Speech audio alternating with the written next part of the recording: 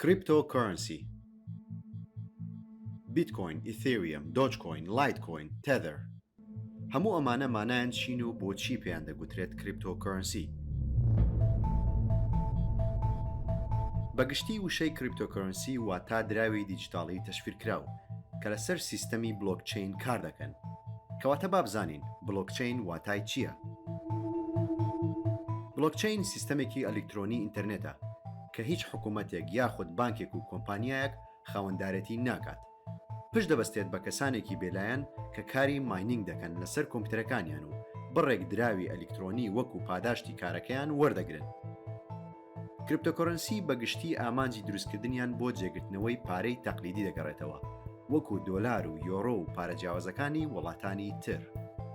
لە سەرەتای دروستبوونیەوە لە ساڵی 2009 تاکو ئێستا لە کەم وڵاتی جیهان بە یاسا ڕێکخراوە. هەر لەبەر ئەو هۆکارەش نرخەکانیان ناجەگیرە و بەرزبوونەوە و دابەزینی زۆر بەخۆیەوە دەبینێت.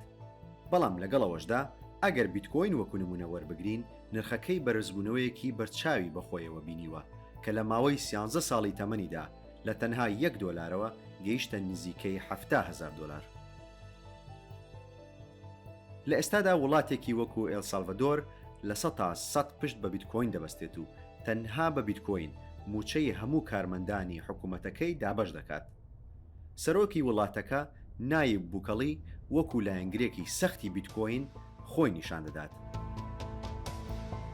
هۆکاری سەرەکی ئەوەی کە خەڵک و کۆمپانیا و گروپ و تەنانەت دەوڵەتانیش چاویان لەو دراوە ئەلکترۆنیانەیە ئەوەیە کە سیستەمی بلۆکچین گواستنەوەی پارە تێدا چاودێری ناکرێت و هیچ کەس و دەوڵەتێک نازانێت واڵەتەکان یاخود جزدانەکانی پارە خاوەنداریان کێیە و بۆ کێ دەگەڕێتەوە.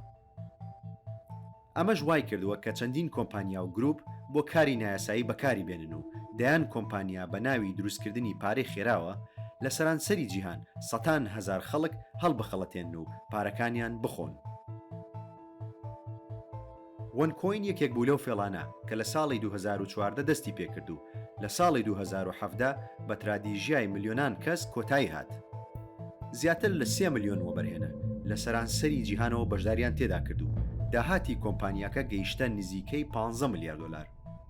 ڕوجا ئیگنەتۆڤا خاوەنی کۆمپانیاکە بوو کە لە دەیان سیمینار و کۆبوونەوەدا بەشداری دەکرد و بەڵێنی بە وەبەرهێنانی دەدات کە بیان کات بە ملیۆنێر و دواتریش ملیاردێر.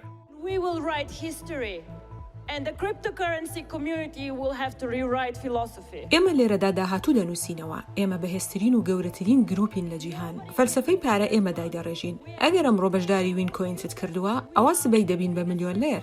ئێمە جیهان دەگۆڕین.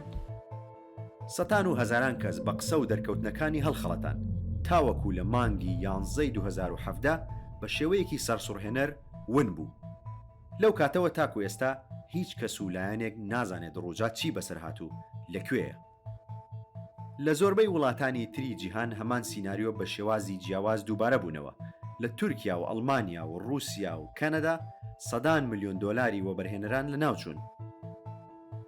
لە هەرێمی کوردستانیش کەسێک کە ڕۆژانێک هەمومان گوێبیستی ناوی دەبووین لە ناکاو ئیفلاسبوونی خۆی ڕاگەیاند و دەستگیر کرا. پارەی سەدان کەسی خوارد و ئەنجامەکەی کونجی زیندان بوو. سلێمان هەڵشۆی ئەو گەنجەی ناوچەی پشدەر بوو کە پارە و کەلوپەری لە خەڵک وەردەگرت و دەیکرد بە کاش. لە بەرامبەردا لە ماوەیەکی دیاریکراودا قازانجێکی بە خاوەن قەرزدەرەکە دەدا. سلێمان هەڵشۆی دانیشتووە گوێیە بۆ خۆی سەرۆک حکومەت و هیتلێری پشدەرەیە.